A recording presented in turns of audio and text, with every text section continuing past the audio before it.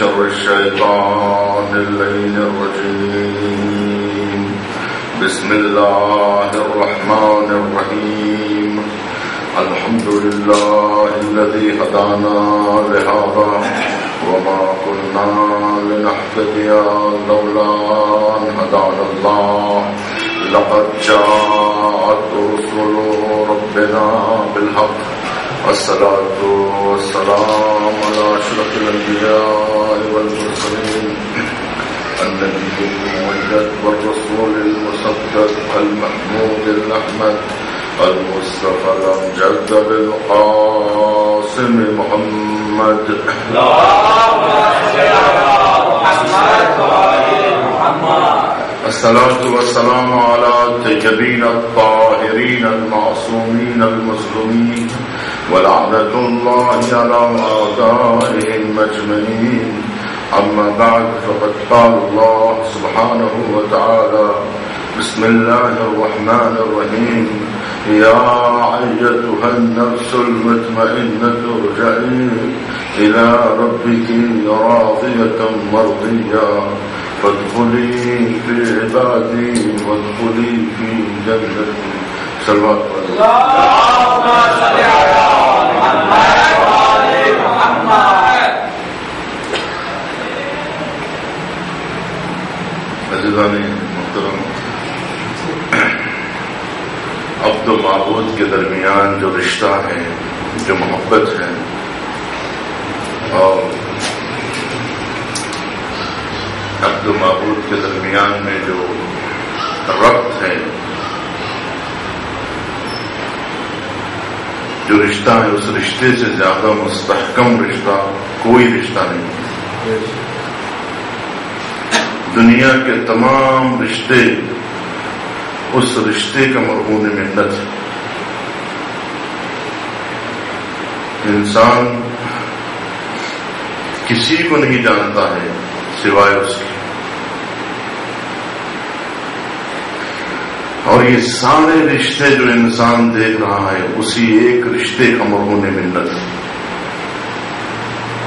اسی نے سارے رشتوں کو وجود میں لایا ہے اور اسی نے رشتے بنا کے دیے. لہذا اس سے زیادہ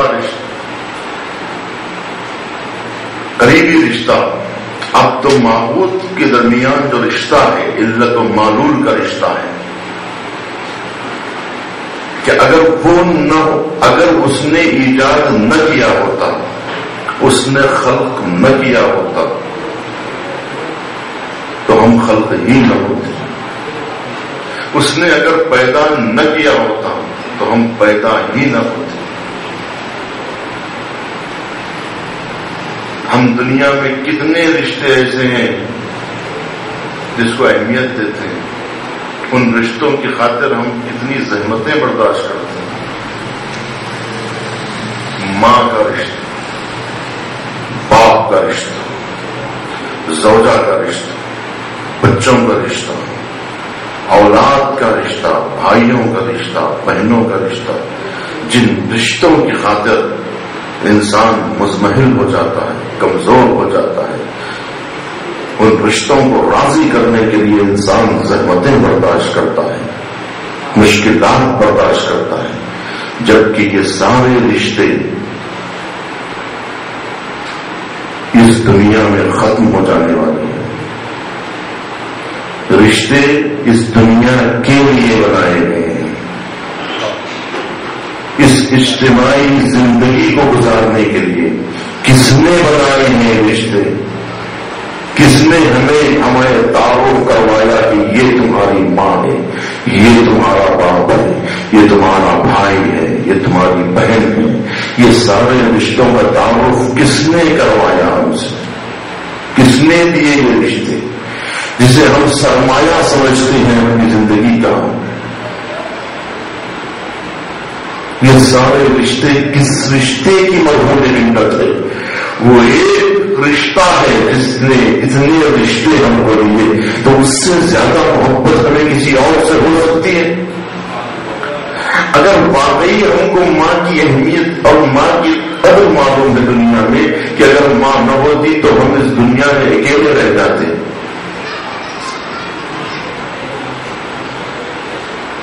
اس غربت کدے ہستی میں ہماری سانسیں کیسے چلتی، ہم کیسے اتنی بڑی زندگی گزارتے، کیسے جیتے اگر یہ رشتے ہم کو نہ ملتے.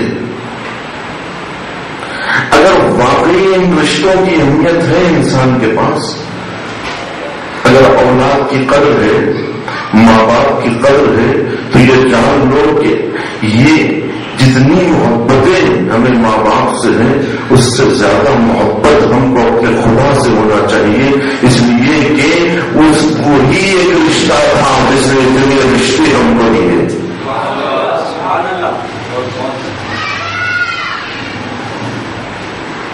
اگر ہم قلب کی گہرائیوں میں چلے جائیں، فطرت کی گہرائیوں میں چلے جائیں، تو ہمیں فطرت کے اندر سے بس ایک ہی آواز آئے گی، اور وہ ہے محبت خدا کی آواز، وہ ہے عشق الہی کی آواز.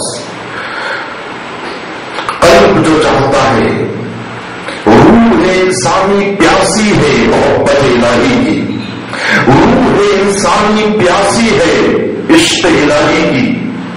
جب اس روح کو معرفت کی غذا ملتی ہے تو روح کو اطمینان مل جاتا ہے.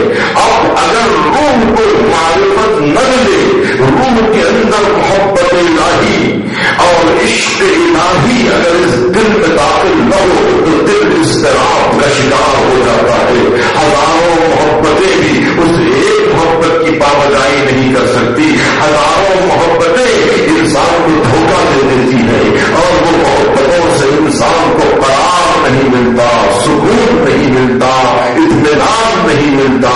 سوائے ایک محبت کے ہزاروں محبتیں اطمینان نہیں دے سکتی. ایک محبت ہے جو انسان کو اطمینان دے سکتی ہے، وہ ہے اللہ کی محبت، وہ ہے اپنے خالق سے محبت، وہ ہے اپنے معبود سے محبت. سلمان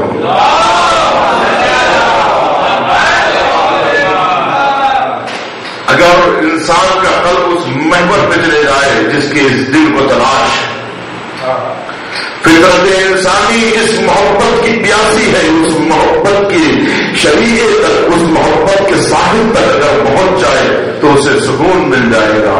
تبھی تو پروردگار عالم کہتا ہے اگر تمہیں اطمینان چاہیے، تمہیں سکون چاہیے، تو تمہیں کہیں سکون نہیں مل سکتا، کہیں تمہیں اطمینان نہیں مل سکتا.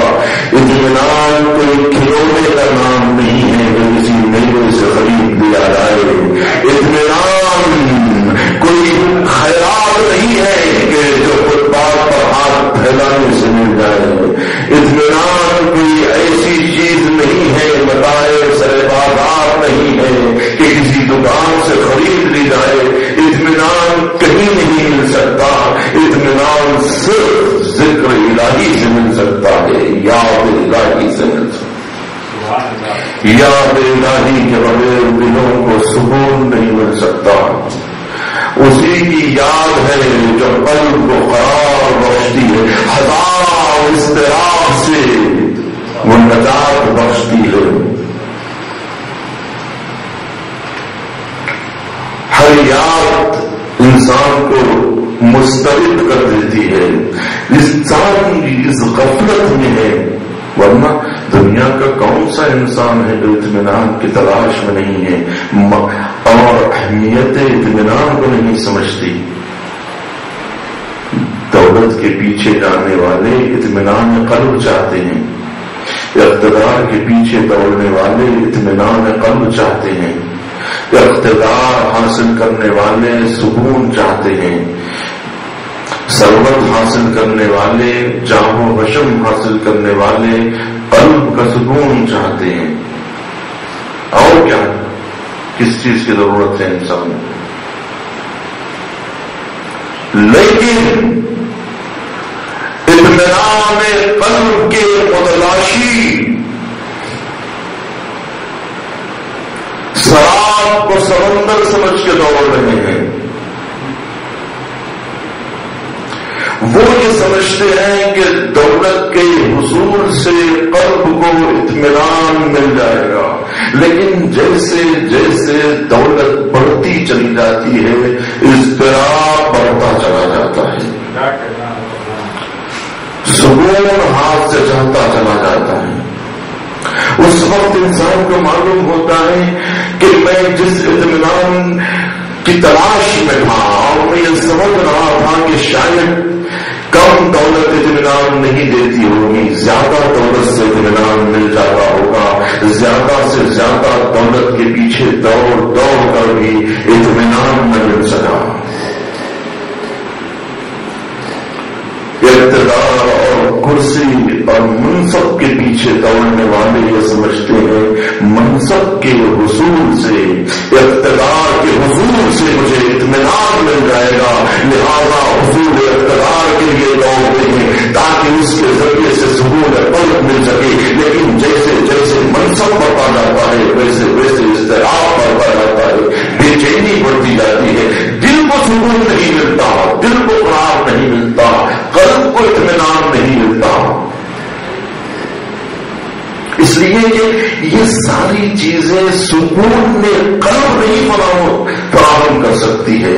دولت کے ذریعے سے جسم کا سکون تو حاصل کیا جا سکتا ہے، بڑھانا جسم کو دولت کے ذریعے سے ڈھانپا جا سکتا ہے، بھوکے پیٹ کو دولت کے ذریعے سے غذا فراہم کی جا سکتی ہے، دولت انسان کے جسم کو تو راحت پہنچا سکتی ہے لیکن روح کو مطمئن نہیں کر سکتی۔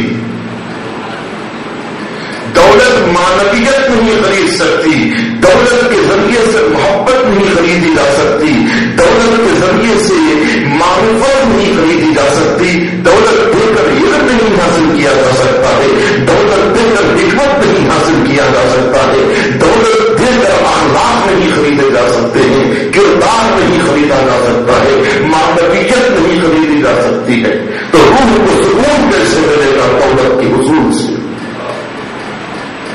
کیونکہ دل جو چاہتا ہے اس کے مسائل الگ ہیں، قلب کی غذا اور ہے، دل و دماغ کے سکون کا مرکز کوئی اور ہے۔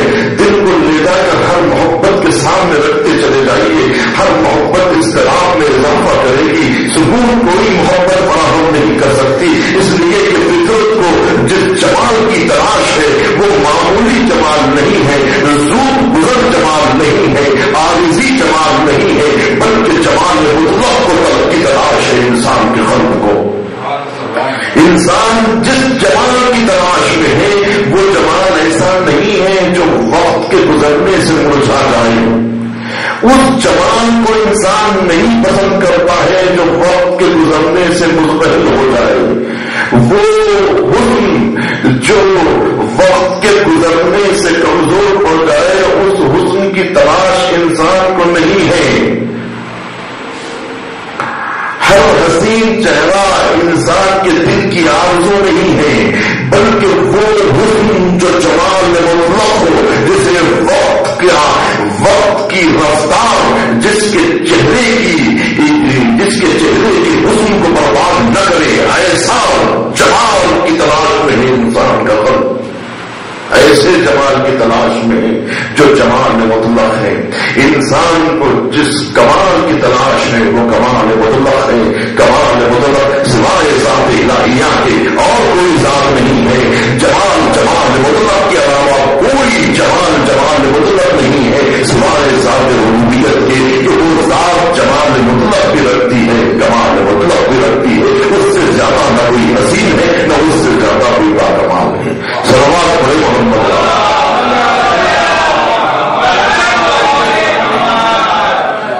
اس لیے انسان ہر حسن سے اٹھتا جاتا ہے، کیونکہ کوئی حسن ایسا نہیں ہے جو انسان کے قلب کو قرار بخش سکے، کوئی جمال ایسا نہیں ہے جو انسان کو سکون پہنچا سکے۔ ہر جمال اور ہر کمال کو زوال ہے، جس حسن و جس کمال کو زوال ہے اس ڈھلتے ہوئے زوال کی آرزو انسان کو نہیں ہے۔ ایسے حسن کی تلاش ہے جو وقت گزرنے سے زوال پذیر نہ ہو، بلکہ جیسے جیسے وقت گزرتا جائے اس کے چہرے میں نکھار پیدا ہوتا جائے، اور جیسے جیسے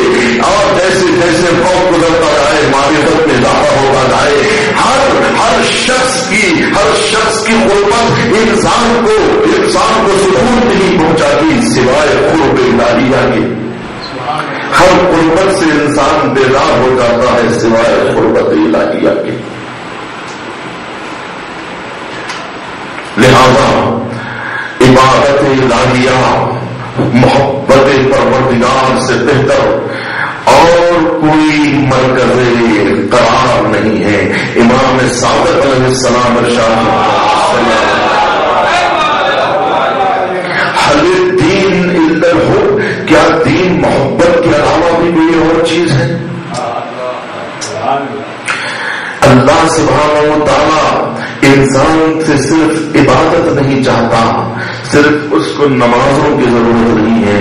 وہ کہتا ہے کہ عبادت عشق کے ساتھ لگا لاؤ. وہ محبت، وہ عبادت جس کے اندر عشق نہ ہو، وہ عبادت جس کے اندر شوق نہ ہو، وہ عبادت جس کے اندر جذبہ حب الہی نہ ہو، وہ عبادت نہیں ہے. وہ سجدے نہیں ہے. کراہت کے ساتھ پیش کیا جانے والا تحفہ قابل رد ہے، قابل قبول نہیں ہے. وہی تحفہ قابل قبول ہے کہ جہاں جو محبت سے پیش کیا جائے، وہ نذرانہ قابل قبول ہے جو محبت کے ساتھ پیش کیا جائے. اللہ کو ہزاروں سجدوں کی نہیں، ایک ایسا سجدہ جو محبت آمیز ہو، وہ ایک سجدہ ہزار نفرتوں والے سجدے سے بہتر ہے. کراہیت کے ساتھ پڑھی جانے والی عبادتوں سے شوق و عشق کا ایک سجدہ، 2 رکعت نماز عشق ہزار نمازوں سے بہتر ہے.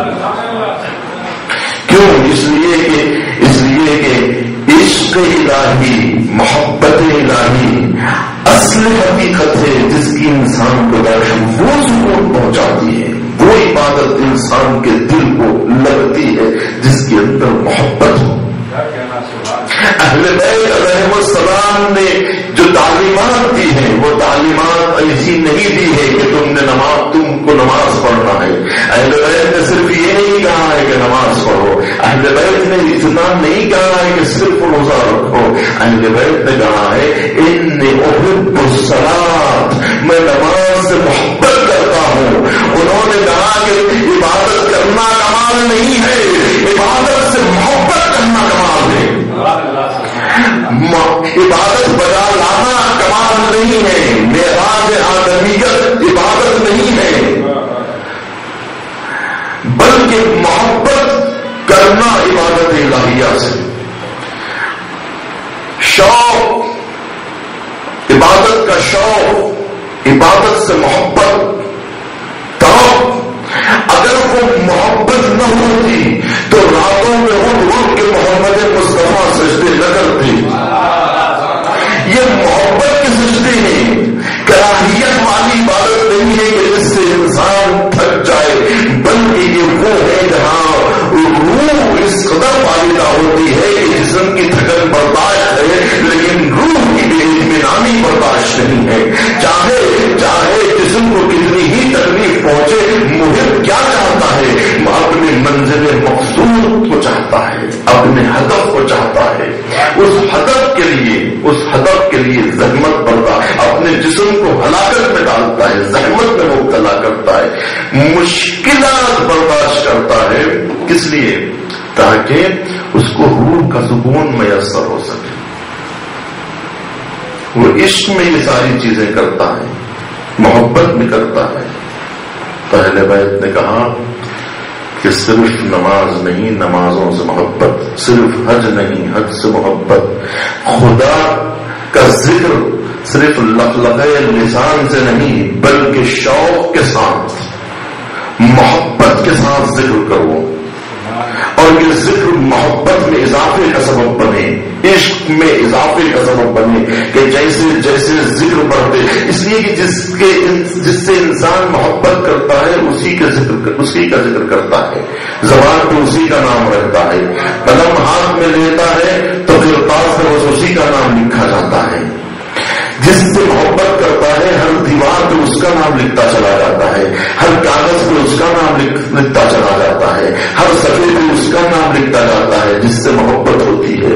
اور زبان اسی کے ذکر کرتی رہتی ہے، دل میں اسی اسی کا ذکر ہوتا رہتا ہے، خیالات بس اسی کی طرف ہوتے ہیں، اسی کی طرف سوچ ہوتی ہے کہ وہ ناراض نہ ہو جائے، وہ مل جائے، اس کی محبت جلب کر سکے، اس کی رضا حاصل کر سکے، وہ کہیں ناراض نہ ہو۔ سرمایہ حیات محبت پروردگار ہے، وہ اگر ہاتھ سے چلی جائے گی تو کیا ہوگا؟ یہ عارف کا خیال ہوتا ہے، عارف کو اس بات کی فکر ہوتی ہے، اور عارف کی نظر وسیع ہوتی ہے، عارف کے خیالات میں وسعت ہوتی ہے۔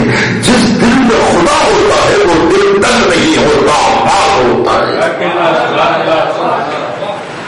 یہ جو محبت انسان کے دل میں ہوتی ہے، چھوٹی محبت ہو تو دل چھوٹا ہو جاتا ہے۔ کہتے نہیں کہ دل میں جگہ ہونا چاہیے، کیا مطلب ہے؟ جس سے محبت ہوتی ہے اس کے لیے اتنی ہی جگہ بنتی ہے، دل میں اتنی ہی جگہ بنتی ہے جتنی اس سے محبت ہوتی ہے، اتنی ہی انسان اس کے لیے احترام کا قائل ہوتا ہے، اتنا ہی انسان اس کے لیے زحمت برداشت کرتا ہے جتنی اس سے محبت ہوتی ہے۔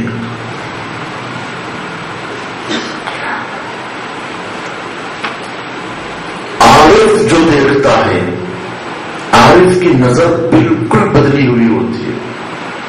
حکیم، فلاسفر، متکلم، عالم، فاضل، علامہ، یہ سب کی نظر الگ ہے، عارف کی نظر الگ ہے۔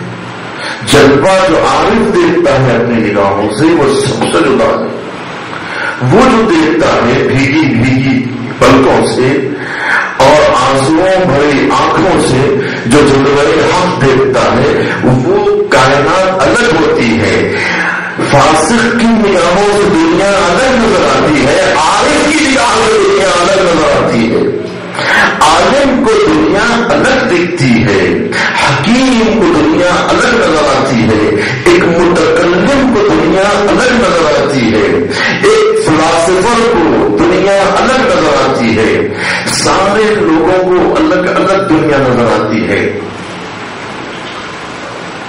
عالم کی نظر سے کائنات کو دیکھو تو کائنات الگ دکھے گی، طبیب کی نظر سے کائنات کو دیکھو تو کائنات الگ دکھے گی،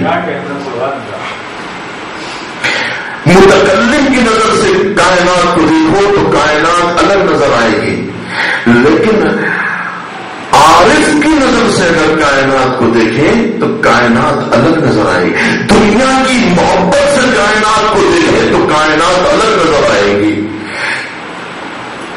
لیکن اگر معرفت کی الہیہ کی نگاہوں سے، عارف کی نگاہوں سے قلب میں محبت الہیہ ہو اور پھر دیکھے تو پھر کہا جاتا ہے المؤمن ينظر بنور اللہ۔ مومن جو دیکھتا ہے اب وہ نور الہیہ سے دیکھتا ہے، اب جو کائنات کو دیکھتا ہے اس کائنات کو نہیں دیکھتا تو ہر بات کو فاسق کو نظر آتی ہے، اس کائنات کو نہیں دیکھتا تو کوئی گنہگار کو نظر آتی ہے، وہ کائنات دیکھتا ہے کہ جو حقیقت کا جلوہ ہے، یہ حقیقت کا جلوہ ہر کوئی نہیں دیکھ سکتا، کائنات میں راز پوشیدہ ہے، اس جلوے کے پیچھے جلوہ ہے، پردے کے پیچھے اور پردہ ہے، ان پردوں کے پیچھے اور پردے ہیں، ہزار پردے ہیں، اور پردوں کے پیچھے حقیقتیں چھپی ہوئی ہے۔ فی بطن ہی بطن ہو، فی بطن ہی بطن، ایک بطن کے پیچھے ایک بطن ہے، ایک بطن کے پیچھے ایک بطن ہے۔ صرف یہ قرآن میں تحقیق کی بات نہیں ہے کہ جو ہم سمجھتے ہیں ظاہر ہو عمیق و باطن ہو عمیق، یہ ظاہر قرآن عمیق ہے اور باطن ظاہر قرآن خوبصورت ہے، اور اس کی باطن میں بڑا عمق پایا جاتا ہے کہ فی بطن ہی بطن کے شکم قرآن کے اندر ایک اور شکم پایا جاتا ہے، باطن کے اندر ایک اور باطن پایا جاتا ہے، ہزار بطن ہے، ہر بطن میں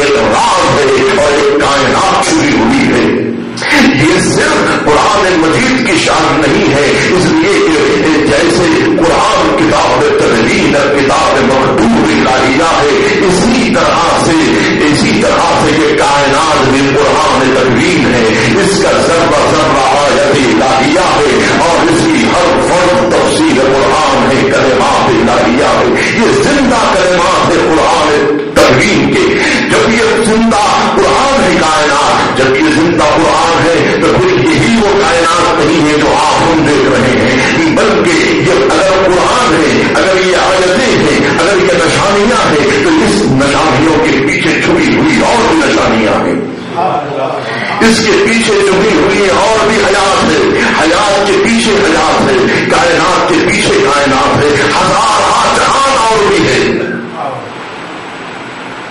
ہر ایک جہان دیکھ رہے ہیں۔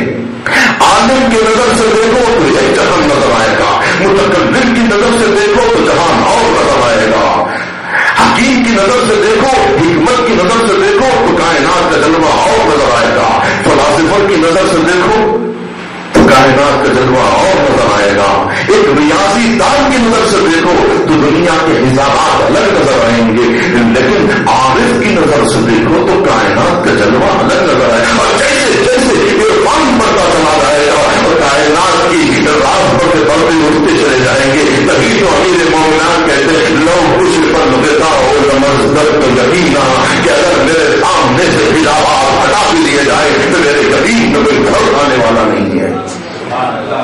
لو کچھ پر لگتا ہو لمزدت، تو آخر وہ کون سے پردے ہیں جو اٹھائے جاتے ہیں؟ تو کتنے پردے ایسے ہیں جس کو اٹھانے کی ضرورت ہے؟ نہ صرف حجابات ظلمت ہے، ظلمتوں کے حجابات، غفلتوں کے حجابات، گناہوں کے حجابات اور معصیتوں کے حجابات، یہ سارے حجابات اگر الٹ دیے جائیں اس کے بعد پھر حجابات نورانیہ کا دور شروع ہوتا ہے، حجابات نورانیہ کو اٹھانا پڑتا ہے، اس لیے کہ علم بھی کافی نہیں ہے معرفت رب جلیل کے لیے، علم کے ذریعے سے بھی اللہ نہیں سمجھا جا سکتا ہے، علم کے بعد معرفت ہوگی، معرفت میں جتنی طاقت پیدا ہوتی چلی جائے گی اتنی ہی معرفت میں اضافہ ہوتا چلا جائے گا، اور جب معرفت کمال کے مرحلوں پر پہنچے گی تو پھر جنا اللہ سے روزنا کی منزلیں آئے گی، جس کے لیے محمد مصطفیٰ نے کہا کہ ماں عرب کا حق کا معرفت پروردگار معرفت کے تو حق سے بڑھانا ہو سکا۔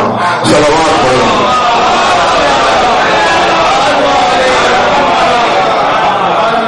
یہ وہ حقیقت کائنات کی جو وہ مطالبے اہم ہے کہ جسے سوائے افکار غیب کے اور کوئی افکار تک پہنچ نہ سکا، یہ کائنات کے وہ راز ہے جو سوائے غیب کے کوئی نہیں جانتا، یہ وہ فنون حقیقت اسلامیہ ہے جس تک افکار کی دنیا نہ پہنچ سکی، نظریات کی دنیا نہ پہنچ سکی، سائنسدانوں کی دنیا نہ پہنچ سکی، اور علم تجربات کے ہاتھ تک نہ پہنچ سکے۔ نوری ابراہیم ملکوت السماوات والارض، ہم نے ابراہیم کو ملکوت السماوات والارض کا دیدار کروایا، ابراہیم کے سامنے سے حجابات کو ہم نے اٹھا دیا، کیوں؟ لیکون من الموقنین، اس لیے کہ ابراہیم یقین پیدا کرنے والوں میں سے تھے، تو جیسے جیسے یقین بڑھتا چلا جائے گا ویسے ویسے حجابات اٹھتے چلے جائیں گے۔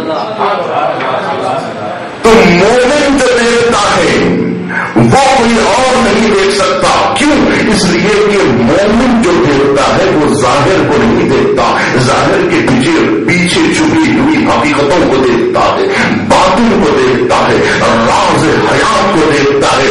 اور عرفا نے کہا ہے کہ اس وقت صدر المطالعین کہتے ہیں، ملا صدرہ کہتے ہیں کہ ایسے لوگ موجود ہیں اس دنیا میں کہ جو اس حقیقت کو دیکھتے ہیں کہ جب کسی انسان کو فحش بکتے ہوئے اور ناسزا کہتے ہوئے غیبتیں اور تہمتیں کرتے ہوئے دیکھتے ہیں تو ان کے منہ سے نکلتی ہوئے آگ کو محسوس کرتے ہیں کہ جب وہ بولتے ہیں تو وہ آگ دیکھتے ہیں، جب وہ خاموش ہو جاتے ہیں تو ایسے معلوم ہوتا ہے کہ آگ کے شعلے خاموش ہو گئے ہیں، پھر بولتے ہیں تو آگ کے شعلوں کو اپنی آنکھوں سے دیکھتے ہیں۔ یہ وہ باطن کو دیکھتے ہیں اور حقیقتوں کو دیکھتے ہیں کہ ملأت بطونکم من النار، امام حسین کہتے ہیں انی نصحت لکم، میں نے تو تمہیں نصیحت کر دی اور میری نصیحت تم پر اس لیے اثر انداز نہیں ہو رہی ہے کیونکہ ملأت بطونکم من النار، اس لیے کہ تمہارے شکم مال حرام سے بھرے ہوئے، یعنی آگ بھری ہوئی ہے۔ ملأت بطونکم من النار، تمہارے شکم میں آگ بھری ہوئی ہے، نار آگ بھری ہوئی ہے۔ تو حقیقت کو، جہنم کو وہ اپنی نگاہوں کے سامنے دیکھتے ہیں، یہاں بیٹھ کے دیکھتے ہیں۔ معراج مومن کو یہیں پر ہوتی ہے، کہیں جانے کی ضرورت نہیں ہوتی، وہ یہیں ہوتی ہے، ان کے قدم عرش مولا پہ پہنچ جاتے ہیں اور ان کے سامنے سے ہدایات ہو جاتے ہیں، تو یہیں پر جنت بن جاتی ہے، یہیں پر قیامت کا ماحول پیدا ہو جاتا ہے کہ قیامت صغریٰ بھی یہی دیکھتے ہیں، قیامت کبریٰ بھی یہی دیکھتے ہیں، یہیں بیٹھے بیٹھے جنت کا دیدار کر لیتے ہیں، یہیں بیٹھے بیٹھے جہنم کا دیدار بھی کر لیتے ہیں، حجابات اٹھ جاتے ہیں۔ بس صرف کوشش کرنے کی ضرورت ہے، وہ کوشش یہ ہے، وہ کوشش یہی ہے کہ قلب کی گہرائیوں میں رجال لا تلہیہم تجارۃ ولا بیع عن ذکر اللہ، مردان خدا وہ ہیں کہ جن کو نہ تجارت غافل کر سکتی ہے، نہ بیع و شراء انہیں ذکر الہیہ سے محروم کرتی ہے۔ صلوات پڑھیں محمد۔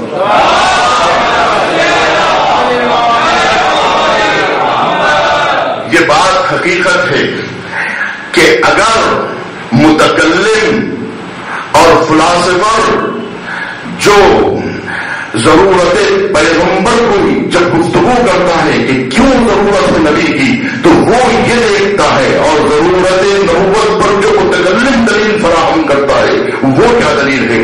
وہ دلیل یہ دیتا ہے کیونکہ اس دنیا میں انسان ہر لباس نہیں پہن سکتا اور ہر غذا نہیں کھا سکتا، جانور کی طرح اس کی زندگی فردی نہیں ہے جو پھیلی ہوئی ہے اس کی غذا اور حاصل کر لے، بلکہ وہ اجتماعی انسان ہے۔ جب اجتماعی انسان ہے تو پھر اس کے وہ جو مطالبات ہیں، جو اس کی ضرورتیں ہیں وہ محدود ہیں، انسان کی خواہشات نامحدود ہے، تو لہذا عدالت کی ضرورت ہوتی ہے، لہذا پیغمبروں کی ضرورت پڑی تاکہ انسانوں کے درمیان میں ان کی منفعتوں کو صحیح طور پر تقسیم کیا جا سکے، تو ضرورت انبیاء ہوئی، ضرورت مرسلین ہوئی تاکہ اجتماعی انسان کو جینے کا طریقہ دیا جا سکے۔ یہ متکلم ضرورت انبیاء کا دلیل فراہم کرتا ہے، لیکن ایک عالم جب ضرورت پیغمبر سے گفتگو کرتا ہے تو وہ کہتا ہے، متکلم یہ کہتا ہے اجتماعی حیات کے لیے پیغمبر کی ضرورت ہے، اگر ایک آدمی ہو تو پھر پیغمبر کی ضرورت نہیں ہے، لیکن عارف کہتا ہے کہ عارف کی نظر اتنی وسیع ہوتی ہے، وہ یہ کہتا ہے کہ اگر ایک انسان بھی ہو تو بھی پیغمبر کی ضرورت ہے، اس لیے کہ پیغمبر کی ضرورت کو وہ صرف اجتماعی انسانی اور نوع انسانی کی ضرورت نہیں سمجھتا، بلکہ کائنات کی ضرورت سمجھتا ہے، وہ اسے حجت خدا سمجھ کر حیوانات کی ضرورت بھی سمجھتا ہے، جمادات کی ضرورت بھی سمجھتا ہے، نباتات کی ضرورت بھی سمجھتا ہے، وہ سمجھتا ہے کہ نور الہی اور حجت خدا کا پوری زمین پر ہونا سب کے لیے منفعت بخش ہے، وہ امام الجن والانس ہے، بلکہ وہ مولا کائنات ہوتا ہے۔ صلوات پڑھے محمد والا۔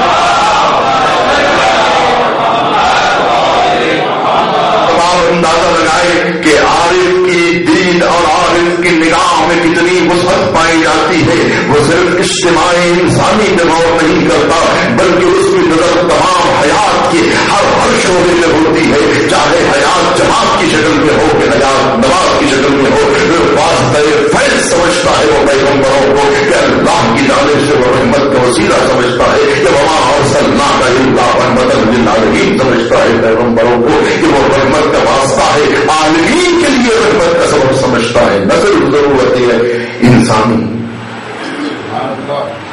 اور دین کو نہ صرف یہ کہ جو لوگ سمجھتے ہیں کہ جنگ و جدال یہ انسانوں کے لیے تکلیف دہ سبب ہے، ایک عارف کی نظر اتنی وسیع ہوتی ہے کہ نہ صرف وہ صلح کو انسانوں کے لیے خیر کا سبب سمجھتا ہے، بلکہ جنگ کو بھی وہ خیر کا سبب سمجھتا ہے، وہ جنگ کو جدال کو بھی سبب خیر سمجھتا ہے انسانوں کے لیے، اور اس کو بھی مظاہر رحمت میں سے ایک مظہر رحمت سمجھتا ہے۔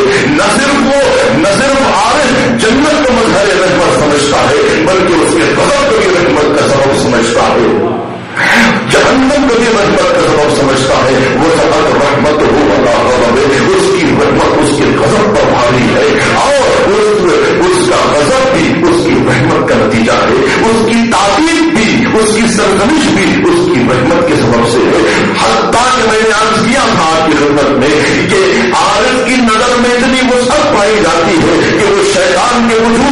کائنات کے حصے میں غیر ضروری نہیں سمجھتا، بلکہ ارتقاء عرفان کے لیے اس کا وجود بھی سبب خیر سمجھتا ہے کہ اگر یہ نہ ہوتا تو عارف کو امتحان کی منزلیں آسان نہ ہو. جیسے جیسے امتحان کی گھڑیاں مشکل ہوتی چلی جائیں گی، جیسے جیسے راہ حق سے منحرف کرنے والے آتے رہیں گے، شوق میں اور اضافہ ہوتا رہے گا، اشتیاق الہیہ اور بڑھتا رہے گا، درمیان میں شیاطین آئیں گے، ابلیسیت آئے گی، کانٹوں میں چلنا پڑے گا محبت کے لیے، تو محبت کو اور سکون ملتا ہے.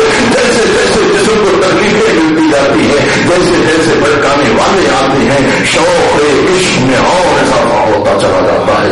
تبھی تو وہ شیطان کو قلب معلم سمجھتا ہے، ایک پڑھایا سکھایا ہوا خدا کے ایک گھر کا پڑھایا ہوا تربیت یافتہ کتا سمجھتا ہے کہ جو مخلصین پہ نہیں ہو سکتا، ان کو وہ سنتا ہے کہ جس کے پاس گناہ ہوتا ہے اسے دربار میں آنے نہیں دیتا، اور یہ کہتا ہے کہ دربار الہی پاک لوگوں کا مقام ہے، گناہگاروں کو میں آنے نہیں دیتا. اللہ نے شیطان کو سمجھا دیا ہے کہ تم مخلصین کو دروازے پر روکنا نہیں، پہلے وہ سن کے یہ بتانا کہ یہ گناہگار ہے کہ نہیں. اگر گناہگار ہے تو دربار میں آنے نہیں دینا، پاکیزہ ہے تو دربار میں جانے سے روکنا نہیں. سلمان پر محمد عارف کی نظر میں وہ سب پائی جاتی ہے کہ وہ کسی چیز کو اپنے محبوب کی کسی بھی خیر کو خیر کی سبب ہی میں دیکھتا ہے، اس کی رحمت ہی کے آئینے میں دیکھتا ہے. قلب عارف میں وہ سب پائی جاتی ہے کہ وہ اپنے دشمنوں کو بھی معاف کر دیتا ہے، اور اسے لذت ملتی ہے اپنے دشمنوں کو معاف کر دینے میں. وہ عارف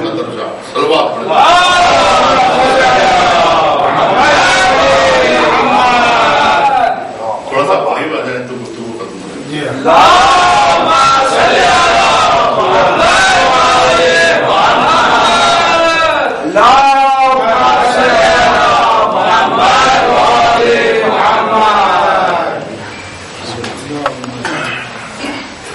نعرہ حیدری، نعرہ صفدری، نعرہ خیبری، راتاز بلند.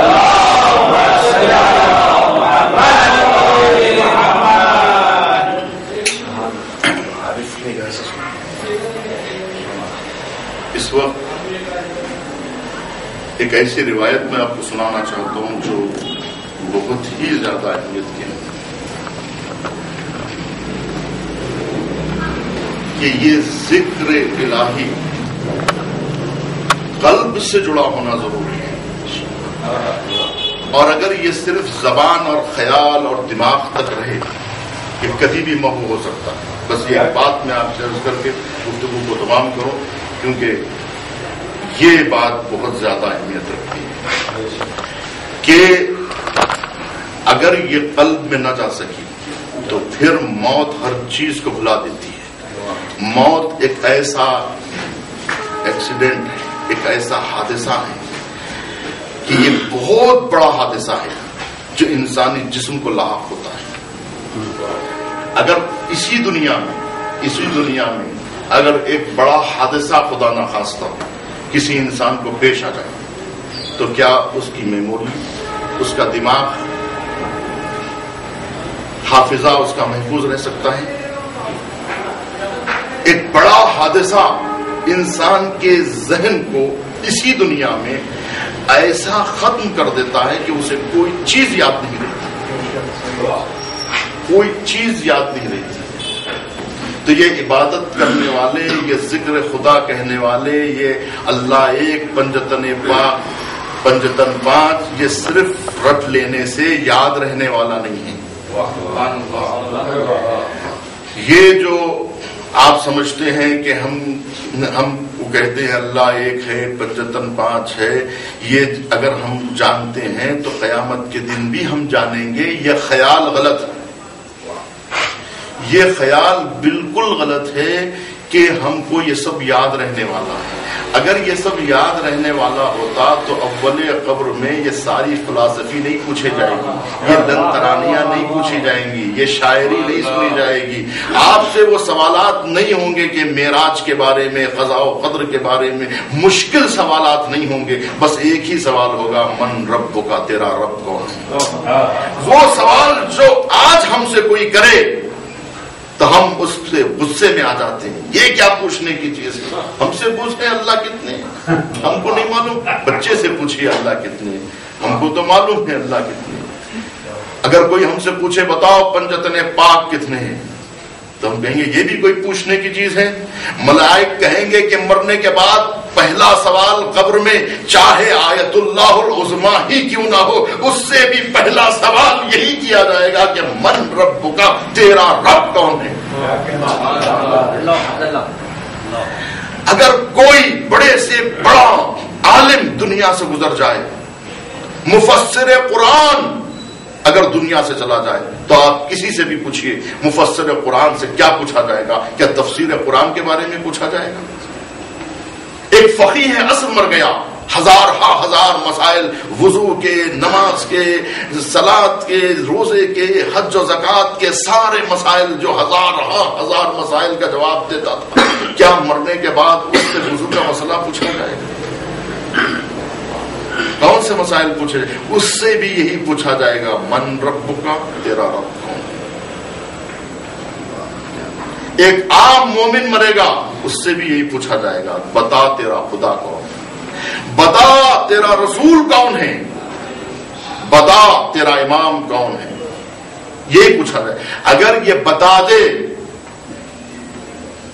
کوئی یہ کہہ دے، اسی لیے کہا گیا من قال لا الہ الا اللہ مخلصا فدخل الجنہ، یہیں پر جس نے بھی خلوص کے ساتھ ایک مرتبہ لا الہ الا اللہ پڑھ لیا، اس پر جنت واجب ہو، جنت میں داخل ہوگا نہیں، فدخل الجنہ، بس وہ جنت میں داخل ہو گیا، اس کا نام جنتیوں میں لکھا گیا۔ اب جنت اس کی تمنا میں بیٹھی ہوئی ہے کہ کب آئے گا جنتی۔ جنت مشتاق ہوتی ہے جنتیوں کی، انسان جنت کا مشتاق نہیں ہوتا، جنت انسان کی مشتاق ہوتی ہے، اور وہ چلا جاتا ہے، جانے کی ضرورت نہیں پڑتی۔ خالی ایک مرتبہ من قال لا الہ الا اللہ، اس کا مطلب یہ ہے کہ ہم ساری کتابیں پڑھ لیتے ہیں لیکن ایک مرتبہ لا الہ الا اللہ نہیں کہتے، ہزار بار ذکر کرنا پڑتا ہے تاکہ کوئی ایک ذکر دل کے نہا خانوں میں چلا جائے، ہزار مرتبہ یاد الہی کرنا پڑتا ہے، ایک لحظے کے لیے بھی غافل نہیں رہنا ہے۔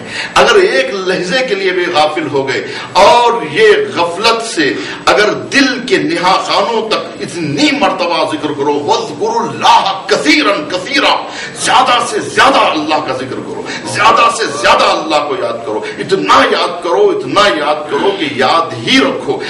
کیوں؟ اس لیے کہ ہزاروں مرتبہ زبان لخلخا کرے گی، تب بھی ایک مرتبہ دل میں داخل نہیں ہوگی، لہذا خیالات ہزارہا مرتبہ خیال کو جکڑ کے رکھیے، پھر بھی دل کی روح کے اندر داخل نہیں ہوگی، ورنہ ایک چھوٹے سے حادثے سے ذہن معاف ہو جائے گا، اگر اس کے بعد پوچھیں ماں کون ہے پہچان نہیں سکے گا اسی دنیا میں۔ یہ چھوٹے چھوٹے سوالات ہیں، دوست تو دوست ہوتے ہیں، کبھی کبھی ملنے والے تو اور ہوتے ہیں، جس کی گود میں پلا اس ماں کو بھول جاتا ہے انسان اسی دنیا میں۔ ایک ایسا حادثہ پیش آتا ہے کہ انسان کے ذہن سے اتنا بھی نکل جاتا ہے کہ اس کی ماں کون ہے، ماں کو نہیں پہچانتا، باپ کو نہیں پہچانتا، بھائیوں کو نہیں پہچانتا اس دنیا میں۔ تو آپ تصور کر سکتے ہیں کہ مرنے کے بعد موت کتنا بڑا حادثہ ہے، اتنی مرتبہ زمین منقلب ہوتی ہے، اتنی مرتبہ انسان برزخ کی منزلوں سے گزرتا ہوا جب قیامت میں اٹھے گا تو کچھ بھی یاد نہیں رہے گا، سب کچھ بھلا دیا جائے گا، کچھ یاد نہیں رہے گا۔ یہاں تک کہ امام خمینی نے ان سے کہا جاتا ہے کہ اپنے اخلاقی درس میں وہ یہ روایت آخر سال میں ایک مرتبہ سنایا کرتے تھے کہ قیامت میں جہنم میں ایسے لوگ رہیں گے جب ان سے یہ سوال کیا جائے گا کہ تیرا رسول کون ہے، تو انہیں 1 صدی کے بعد اتنا یاد آئے گا، 1 صدی گزرنے کے بعد، 100 سال گزرنے کے بعد جب یہ سوال کیا جائے گا کہ بتا تیرا رسول کون ہے، تو اسے 100 سال کے بعد اتنا یاد آئے گا، وہ ہے کہ جس پر قرآن نازل ہوا۔ اب بھی نام یاد نہیں آئے گا، 100 سال کے بعد،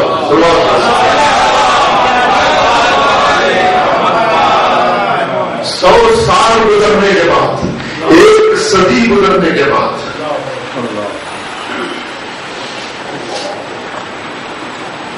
رات میں خواب دیکھتے ہیں، صبح میں یاد رہتا ہے۔ گزشتہ سال آج کے دن آپ کہاں تھے؟ آج کون سی تاریخ ہے؟ اسی تاریخ کو گزشتہ سال آپ کہاں تھے؟ یاد ہے آپ کو؟ 10 سال پہلے کہاں تھے اسی تاریخ کو؟ یاد ہے آپ کو؟ آپ کس سے ملے تھے؟ کہاں تھے آپ؟ کچھ یاد آ رہا ہے؟ جبکہ آپ کا ذہن سالم ہے، سب کچھ ہے، لیکن اگر آپ اپنے ذہن پر کتنا بھی زور دیں کہ 10 سال پہلے اس رات کو میں کہاں تھا، یاد ہی نہیں آئے گا۔ کتنے لوگ ایسے ہیں ہم جیسے کہ جن سے یہ پوچھا جائے گا کہ کل رات تم اس وقت کہاں تھے تو یاد نہیں رہتا ہے۔ چل جائے کہ سال پہلے، 10 سال پہلے، اور پھر 1 صدی پہلے، تو اب مرنے کے بعد پوچھا جائے گا کہ اس وقت تم کو کیا پڑھایا گیا تھا، کچھ یاد ہے؟ کتنی باتیں ایسی تھی، کتنی کتابیں ایسی ہیں جس کو ہم نے امتحان دیا، اس کا نام بھی مجھے یاد نہیں ہے۔ آپ بھی ایسے ہوں گے، کتنی کتابوں کا آپ نے امتحان نہیں دیا ہوگا، 10 سال میں آپ نے کتنی کتابوں کا امتحان نہیں دیا، ان میں سے کیا ہر کتاب کا نام یاد ہے آپ کو؟ کتاب کا نام تک یاد نہیں ہے۔ تو یہ کیسے تصور کیا جا سکتا ہے کہ مرنے کے بعد دنیا میں جو تھے اس وقت کیا پڑھایا گیا تھا، تم سے کچھ کہا گیا تھا کہ اللہ کتنے بتایا گیا تھا، کچھ یاد آ رہا ہے؟ نہیں، یاد نہیں آ رہا ہے، کیونکہ اتنا دور چلا جائے گا انسان، برزخ ہی برزخ، اور اس کے بعد موت کی شدتیں، موت کی تھکاوٹ، اتنا بڑا حادثہ کہ جسم کہیں برقشے اڑ رہے ہیں، روح کہیں سرگردہ ہے، اٹھنے کے بعد یہ کیا ماحول ہے، کچھ یاد آ رہا ہے؟ تم کہاں تھے؟ تمہاری ماں کون ہے؟ تمہارا کیا تم دیکھو گے تو پہچان لو گے اپنی ماں کو؟ نہیں پہچان پاؤں گا، یہی ہے تمہاری ماں، نہیں پتا۔ وہ ماں الگ ہو جائے گی، باپ الگ ہو جائے گا، سب کچھ ہو جائے گی، اتنا بڑا حادثہ، ایک معمولی طوفان آتا ہے، ایک معمولی یہاں زلزلہ حادثہ ہو جائے یا کوئی طوفان آ جائے، سب بکھر جائے تو معلوم ہوا مشرق کا آدمی مغرب میں بن کے نکل گیا، مغرب والا مشرق میں چلا گیا، کوئی پتا تک نہ چلا کہ کون کس کا دوست ہے، کس کا ساتھی ہے۔ جب یہاں یہ حادثے ہوتے ہیں تو موت اتنا بڑا حادثہ ہے، کوئی تصور بھی نہیں کر سکتا۔ تو یہ خیال میں نہ رہے کہ ہم مسلمان ہیں، مسلمان ہونا کمال نہیں ہے، مسلمان اٹھنا کمال ہے،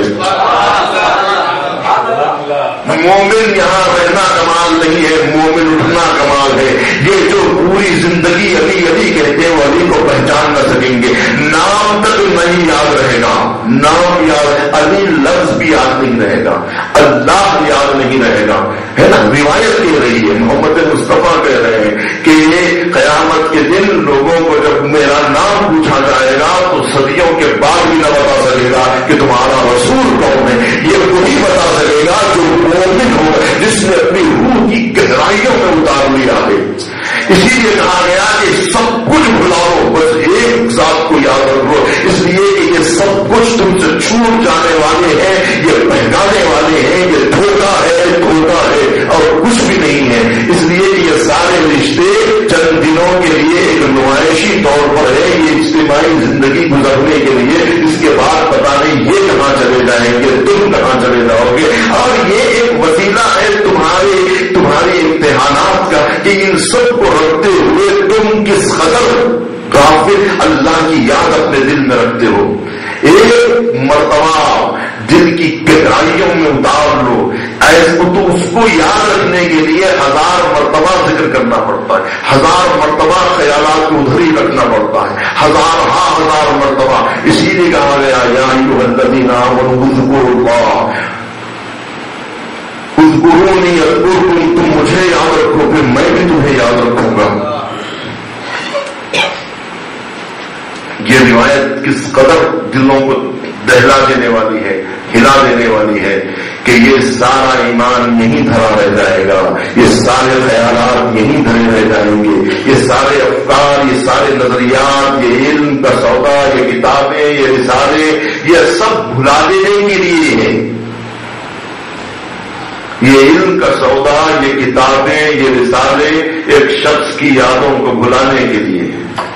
یہ سب بھلائی کا سبب ہے، یہ علم کا سبب نہیں ہے۔ علم قرآن، علم دین بھی انسان کو محروم کر سکتا ہے۔ یہ کسی بھی چیز کی کوئی اصالت نہیں ہے، اصالت صرف ایمان کی ہے، اور وہی چیز ہے کہ جو انسان کو محفوظ رکھ سکتی ہے۔ اس کے لیے دنیا میں ان وسیلوں کی ضرورت ہے۔ علم کی ضرورت اس لیے انسان کو ہے تاکہ سمجھ سکے۔ یہ وسیلہ ہے، ہدف نہیں ہے، یہ نجات کا ضامن نہیں ہے، یہ صرف انسان کے لیے ایک زمینہ فراہم کرتا ہے اور کچھ بھی نہیں ہے۔ تو عزیزان گرامی، اہل بیت نے یہ بتایا، اہل بیت نے عمل کر کے یہ بتایا کہ ہمارے نزدیک اللہ کی اتنی زیادہ اہمیت ہے کہ دیکھو ہم گود کے بالوں کو بھی اللہ کے لیے قربان کر سکتے ہیں۔ کوئی اس منزل تک پہنچ سکتا ہے، اس مقام تک جا سکتا ہے۔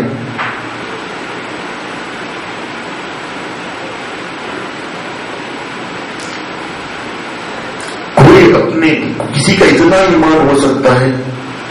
ابھی میں گزشتہ مجلس میں کہہ رہا تھا کہ لوگوں کو جمع کر کے خواتین کو لا کے قوم کی قربان کر دینا کوئی بڑی بات نہیں ہے، خود اپنی جان دے دینا بڑی بات نہیں ہے، لیکن اپنی سگی بہنوں کو، اپنی ماں کو، اپنے ازواج کو، اپنی ناموس کو، اپنی بیٹیوں کو، اپنی اولاد کو لے کے اللہ کی راہ میں نکل جانا۔ لوگ اپنے گود کے بالوں کو چھپا لیتے ہیں، کہتے ہیں میں قربان ہو جاؤں گا، اولاد تو محفوظ رہے گی، بچے تو محفوظ رہیں گے، میری خواتین تو محفوظ رہیں گی، ان کی دنیا تو بنی رہے گی، میں جان دے دوں گا۔ لیکن حسین ابن علی کا اقدام کس قدر، یہ سب کچھ اپنے اختیار سے کیا ہے۔ دیکھیے یہ خدا نے نہیں کہا تھا کہ حسین ہم تم سے یہ چاہتے ہیں، بلکہ عشق الہی وہ تھی کہ حسین خود سے اپنی رضا سے، ورنہ حسین ابن علی چاہتے تو بڑی آسانی سے ولید کے دربار میں اپنا سر پیش کر دیتے اور ہمیشہ کے لیے زندہ جاوید ہو جاتے، شہادت کے رفیع درجے پر فائز ہو جاتے، شہید حق اور عدالت بن جاتے، شہید انصاف بن جاتے، اور امام حسین کی ذمہ داری بھی ختم ہو جاتی۔ لیکن حسین وہ نہیں تھے کہ جو ذمہ داریوں کو بوجھ سمجھ کے ختم کر دے، بلکہ حسین کو ان ذمہ داریوں کو بوجھ نہیں سمجھ رہے تھے، یاد الہی کو بوجھ نہیں سمجھ رہے تھے، یہ قرضہ نہیں سمجھ رہے تھے جو ادا ہو جائے، بلکہ حسین ابن علی اس کے لیے اپنے اختیار سے ان امانتوں کو سمیٹ۔ کس کو معلوم تھا کہ حسین کے گھر میں ایک بچہ بھی پیدا ہوا ہے جس کا نام علی اصغر ہے؟ حسین چاہتے تو مدینے میں کسی بھی خاتون کی گودی میں چھپا کے علی اصغر کو چلے آتے، ایک نشانی تو حسین کے مدینے میں رہ جاتی، لیکن حسین نے کہا کہ نہیں، گود کے پالوں کو حسین ابن علی نے تلاش کر کے حسین دے گئے۔ ایسی بھی کوئی منزل عشق الہی ہو سکتی ہے، معرفت کی وہ بلندیاں کیا کسی نبی کے یہاں ملتی ہے، کیا کسی ولی کے یہاں ملتی ہے؟ وہ منزل عرفان الہیہ، یہی وجہ ہے کہ جو عرفان اور عشق کی منزلوں کو نہیں سمجھتا وہ کربلا پہ الزام تراشیاں کرتا ہے۔ محبت ہی کے ذریعے میں صحیح، امام حسین کی طرفداری میں صحیح، لیکن زبان پر بات کر کے محبت حسین پر الزام لگاتا ہے کہ کیا ضرورت تھی حسین کو۔ امام حسین کے بھائی تو کہہ رہے تھے نا، یہ کوئی اپنے ہی باپ کا بیٹا یہ کہہ رہا تھا، محمد حنفیہ کہہ رہے تھے آقا اگر آپ کو جانا ہے تو تنہا چلے جائیے، یہ بچوں کو یہ کہا جا رہے ہیں، یہ خواتین کی حرمتیں، یہ علی اور فاطمہ کی بیٹیاں، یہ نبی کی امانتیں، یہ فاطمہ کی گود کی بیٹی، یہ علی مرتضیٰ کی بیٹی زینب کو یہ کہا جا رہے ہیں، درندوں کے درمیان، پکشیوں کے درمیان، جنگلوں کا سفر، یہ خواتین، یہ بیٹیاں، یہ بچیاں، یہ دودھ کے پالے، راستے میں پانی نہیں ملے گا، راستے میں دودھ کا امکان نہیں رہے گا، یہ 2 دن کا بچہ، یہ چند دن کے بچے، یہ چند ماہ کے بچے، ان کو لیے ہوئے جنگلوں کی طرف حسین اپنے اختیار سے، کسی نے مدینے سے چھوڑنے کا مجبور نہیں کیا ہے، کسی نے یہ نہیں کہا حسین جانا ہے تو زینب کو بھی ساتھ میں لے جاؤ ان بچوں کو بھی ساتھ میں لے جاؤ، کسی نے ڈھکیل کے نہیں بھیجا تھا حسین کو، بلکہ حسین اپنی مرضی سے لیے جا رہے ہیں، بلکہ خود سے گولیاں تلاش کر ہے کوئی امانت، بلکہ حسین کی آرزو تو یہ تھی کہ ایک اصغر نہیں، اگر 1000 اصغر بھی ہوتے حسین کے پاس تو عشق الہی کی ان منزلوں پہ حسین ابن علی تھے، معراج عشق کی ان بلندیوں پہ تھے جہاں ابراہیم رش کر رہے تھے پروردگار کاش ہمیں بھی وہ امتحان کی منزل مل جاتی، کاش وہ رتبہ ہمیں بھی مل جاتا، عشق کی اس احساس کو کاش ہم بھی درک کرتے جن منزلوں کو تمنائے خلیل پوری ہو رہی تھی، تمنائے کریم پوری ہو رہی تھی، انبیاء کی آرزویں تمام ہو رہی تھی، عارفین کی آرزو حسین ابن علی پورا کر رہے تھے، اور کتنا لطف آ رہا تھا حسین ابن علی کو، ان قربانیوں کو دیتے ہوئے لے جاتے ہوئے حسین افسوس نہیں کر رہے تھے کہ کیا ہوگا ان بچوں کا، ان کا مستقبل کیا ہوگا، یہ بچے، یہ جوان، اس کے سر پہ میں صحرا نہیں دیکھوں گا بلکہ خون دیکھوں گا، اور حسین کو ان کے چہروں پہ خون دیکھنے کی کتنی آرزو تھی، لوگوں کو صحرا دیکھنے کی خواہش ہوتی ہے نا، لیکن حسین کو اپنے جوان کو خون میں غلطہ دیکھنے کی خواہش تھی۔ حسین ابن علی بچوں کا مستقبل سنوارنے کر بنانے جا رہے تھے اور امانتوں کو اس ہاتھ کے حوالے کر رہے تھے جن ہاتھوں میں ان امانتوں کو تحفظ ملے گا۔ حسین ابن علی پورے شعور کے ساتھ ان بچوں کو ساتھ لیے جا رہے ہیں، کس کے ہاتھوں کے حوالے کر رہے ہیں؟ لوگ ان چیزوں کو اللہ کے راہ میں لیتے ہیں جس کو پسند نہیں کرتے۔ بات مشہور ہے نا کہ جو بچہ پڑھتا نہیں ہے اس کو دین کی راہ میں دینا چاہتے ہیں، جو پیسہ کھوٹا ہوتا ہے وہ راہ خدا میں دینا چاہتے ہیں، جو لباس خود نہیں پہننا چاہتے وہ راہ خدا میں دے دیتے ہیں، جو مکان رہنے کے قابل نہیں ہوتا وہ اللہ کے راہ میں وقف کر دیتے ہیں، جو زمین بیکار پڑی ہوتی ہے وہ اللہ کی راہ میں وقف کر دی جاتی ہے۔ دنیا کے سارے احسان کرنے والے اللہ کی ذات پر احسان جتاتے ہیں اپنی بیکار زمین کو حوالے کر کے، اپنے ناکام بچوں کو حوالے کر کے، اپنے بچوں کو دین کے حوالے کر کے دین پہ احسان جتاتے ہیں۔ وہ لوگ حسینی ہونے کا دعویٰ کے سہارے کرتے ہیں جو یقینی اقدار میں کرنے والے حسینی اقدار کیسے پہنچ سکتے ہیں؟ کربلا منانے جہاں ہوئے کیسے پہنچ سکتا ہے؟ جو افکار حسینی کی بلندیوں کو جو درک نہیں کر سکتے وہ حسین کے ساتھ محشور کیسے ہو سکتے ہیں؟ مجھے تعجب تو یہ ہوتا ہے گناہگار کو حسین کو اپنی ذات سے مربوط کر دیتا ہے کہ میں حسینی ہوں، تم کہاں ہو؟ حسین کی بلندیاں کہاں؟ تم حسین کے ساتھ محشور کیسے ہو سکتے ہو جبکہ تم حسین کو درک نہیں کر سکتے؟ منزل ادراک سے بالا ہے حسین، عرفان الہیہ کی ان منزلوں پہ ہے حسین کہ تم سردی کے وقت رکعت نماز پڑھنے کے لائق نہیں ہو، تم گرم ردی پر دو رکعت نماز نہیں پڑھ سکتے، تم گرم پیشانی پر سجدہ نہیں کرتے، تم گرم ماحول میں نماز نہیں پڑھتے۔ حسین ابن علی نے دشت بلا میں نمازیں پڑھی ہیں، تم سردی کے روزے نہیں رہتے، حسین نے دشت بلا کی گرمیوں میں 3 دن تک دھوپ اور پیاس برداشت ابن علی کو۔ کیا تم عشق الہی کی ان منزلوں کو درک کر سکتے ہو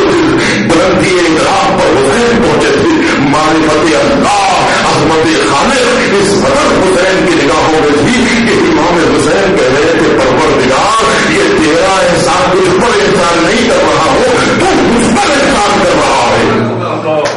عظمت حسین دیکھیے، وہ لوگ جو اپنے کبھی اور خود بہن بچوں کو دین کے حوالے کر کے اللہ پر احسان جتاتے ہیں، اپنے بیکار پیسوں کو فاضل رقم کو اٹھا کے اللہ کی راہ میں دے کے اللہ پر احسان جتاتے ہیں، اللہ والوں پر احسان جتاتے ہیں، ان غریبوں پر احسان جتاتے ہیں جن غریبوں کی جھولیاں بھرتے ہیں ان پیسوں سے اور اس غذا سے جو تمہارے پاس باقی ہو جاتی ہے، جس کو تم خود نہیں کھاتے، اسے اللہ کی راہ میں دے دیتی ہو۔ تبھی تو قرآن کہتا ہے کہ تم نیکی کی منزل تک تم کسی کو بنانا چاہتے ہو، اللہ کا مذاق اڑانا چاہتے ہو یا اللہ کو دھوکا دینا چاہتے ہو؟ کہ اللہ تمہاری محبتوں سے دھوکا کھا جائے گا کہ لن تنالوا البر حتی تنفقوا مما تحبون، تم اس وقت نیکی کی منزل تک نہیں پہنچ سکتے جب تک کہ تم وہ چیز کو اللہ کی راہ میں نہ دو جو تمہیں سب سے زیادہ عزیز ہے۔ ہزاروں کی دولت بھی دے دو تو اللہ راضی نہیں ہے، کہتا ہے وہ انگوٹھی، وہ معمولی چیز جو تمہیں بہت زیادہ عزیز ہے وہ اللہ کی راہ میں زکات دے دو۔ تم اگر اختیار زمین و آسمان بھی دے دو تو اللہ کی راہ میں اللہ قبول نہیں کرے گا۔ وہ ایک انگوٹھی جو زکات میں دی جاتی ہے وہ محبت اور اشتیاق کی منزلوں میں دی گئی اور جسے سب سے زیادہ پسند کرتے تھے اسی کو اللہ کی راہ میں دے دیا۔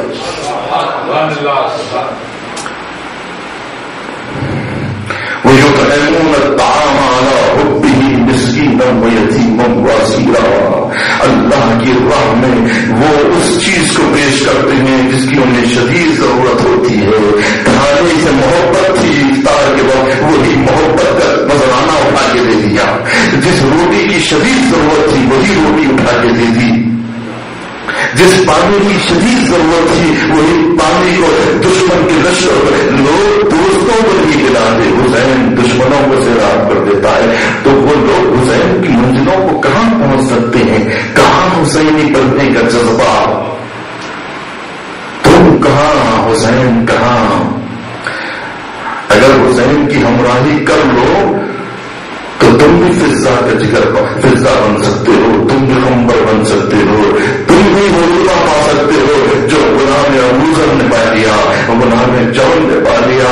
یہ غلام یہی تو کہہ رہا تھا آقا کہ آپ اس لیے مجھے اجازت نہیں دے رہے ہیں کیونکہ میرے خون سے میرے پسینے سے بدبو آتی ہے، میرا خون آپ کا خون عالی ہے، ہم نچلی ذات والے ہیں نا، اس لیے ہم کو آپ شہادت کا موقع نہیں دے رہے کہ ہمارا خون اگر آپ کے خون سے مل جائے تو ہو سکتا ہے کہ ہمارا پست خون آپ کے اعلیٰ خون سے ہم غلام لوگ ہیں، آپ آزاد ہیں، ہم لوگ کالے لوگ ہیں، آپ کا روح الگ ہے، آپ اصیل ذات کے ہیں، آپ لوگ بنی ہاشم ہیں، آپ عرب لوگ ہیں، ہم تو آپ کے غلاموں میں غلام ہیں، ہم تو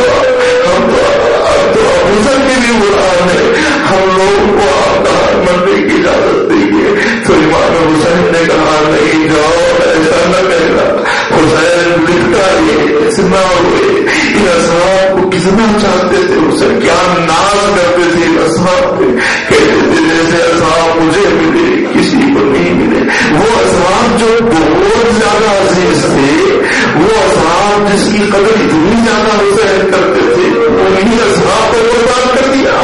لوگ کہتے ہیں کہ تم میرے دوست ہو، تمہارا زیادہ پسند نہیں ہے۔ حسین اپنے دوستوں کو خط لکھ کے کہتے ہیں میں اپنے دوستوں کی جدائی اپنی آنکھوں سے دیکھنا چاہتا ہوں، پروردگار تیری محبت کے حساب میں یہ دوستوں کی کیا اہمیت ہے، میں اپنی جگر پالو کرنے میں راہ میں دوں گا، اپنے دوستوں کو خون بدلتا دیکھوں گا تیری محبت میں۔ کیا شوق تھا حسین کو، کتنی محبت تھی حسین کو اپنے خالق سے، کتنی کون تھا دیکھنے والا، کون تھا حسین کی ستائش کرنے والا، کس کو پتا تھا؟ 6 مہینے والا بھی خیمے میں حسین خود لے گیا، گولی سے لے کے آئے، لشکر کفار کو کیا معلوم تھا کہ 6 مہینے والا بھی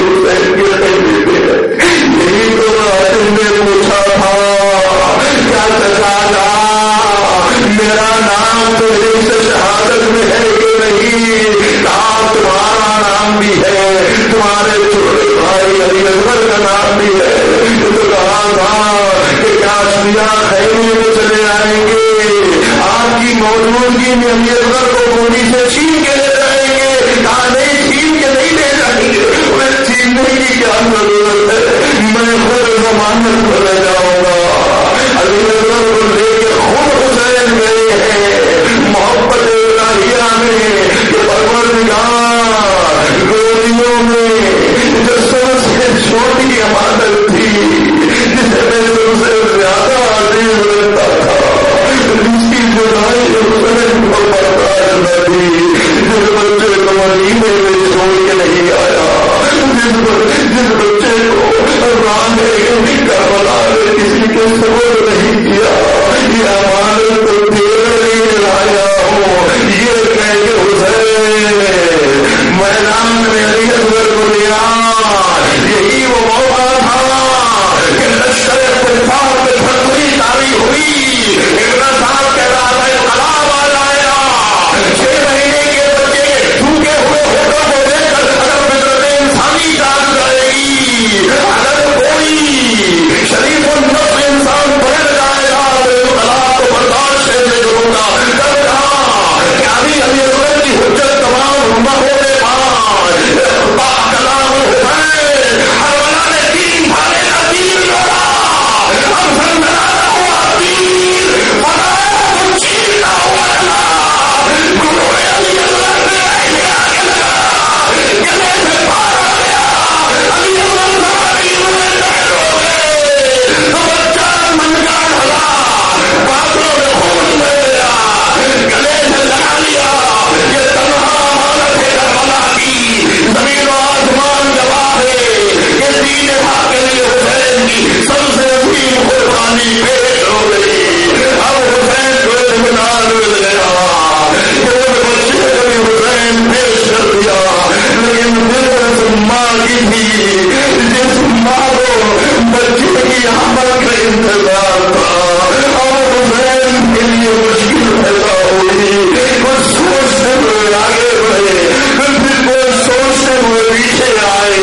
حسین نے نہیں اس مثال میں شاید کہ کہیں ماں برداشت نہ کر سکے, کیونکہ ہر ماں کو اپنے بچے کے آنے کا انتظار نہ تھا, مادر اکبر کے آنے کا انتظار نہ تھا, مادر قاسم کو قاسم کے آنے کا انتظار نہ تھا. لیکن جس ماں کو جس بچے کے آنے کا انتظار تھا وہ سوائے علی اکبر کی ماں کی کربلا کر, اس لیے کہ بچے کو جنگ کے لیے نہیں بھیجا تھا, سوالے آپ کے لیے بھیجا تھا. تو انتظار تھا کہ یا بچہ پانی پی کے آئے گا یا سوکھے ہوئے ہوٹوں کے ساتھ آئے گا, لیکن آئے گا ضرور. لیکن یہی وجہ ہے جب حسین خیمے میں داخل ہوئے تو پہلا سوال یہی تھا, والی کیا میرا بچہ پانی پی کے آ گیا, یا پانی پیا یا پانی نہیں وہی نہیں واپس آ گیا. کہاں زبان سن لو تو میں بتاؤں گی کہ سوالات نہیں ہے, جواب تمہاری نگاہوں کے سامنے آئے گا. لیکن اس امتحان کے لیے تمہیں مادر صبر کرنا ہوگا. ماں نے مادر صبر کیا, بابا کا دامن ہٹایا, بچے کو ماں کے حوالے کر دیا. تو ماں نے شکایت کا ایک لفظ بھی نہیں ادا کیا کہ حسین شرمندہ ہو جائے اپنے خدا سے, یہ امانت دے کر ہم پہ احسان کر رہے ہو گئے. کیا یہ لڑکی شہادت کیا ہم اتنا زیادہ ہے تم کو. ماں نے بولنا کہا والی یہ تو بتائے کیا حسین کے بچے بھی محل کیے جاتے ہیں. واہ حسین,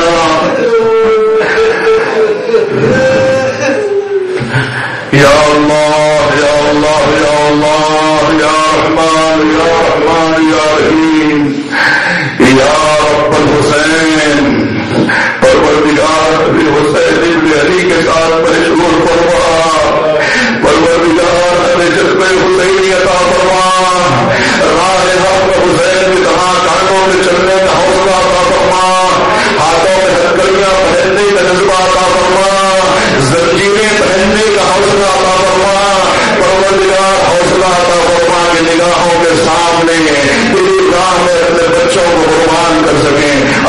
شہادت کا نذرانہ پیش کر سکیں، لیکن ہم بہتر جانتے ہیں، تو بہتر جانتا ہے کہ ہم گناہگاروں کی قربانی تو قبول نہیں کرے گا، لیکن تمنا یہی ہے، جس سے دعا یہی ہے کہ ہمیں شہادت کے اعلیٰ درجے کا فائز فرما، جذبہ حسینی عطا فرما، دین کی نصرت کا جذبہ عطا فرما، حق کی نصرت کا جذبہ عطا فرما، دنیا میں جہاں جہاں بھی ظلم ہو رہا ہے اس کی تائید میں زبان کھولنے کا جذبہ عطا فرما، پروردگار مظلوموں کی نصرت کا حوصلہ عطا فرما، جہاں جہاں بھی ظلم ہو رہا ہے پروردگار مظلوموں کی فہرست میں ہمارا بھی شمار فرما، ان کے مددگاروں میں، ان کے ناصروں میں ہماری بھی مدد، ہمارا بھی نام شامل فرما، پروردگار بیداری اسلامی کی لہر جو ممالک اسلامیہ میں جاری ہے اسے جاری و ساری فرما، عدالت سے پوری دنیا کو بھر دے، اور اپنی آخری حجت کے ظہور کا جو مقدمہ انہوں نے فراہم کیا ہے عالم اسلام میں،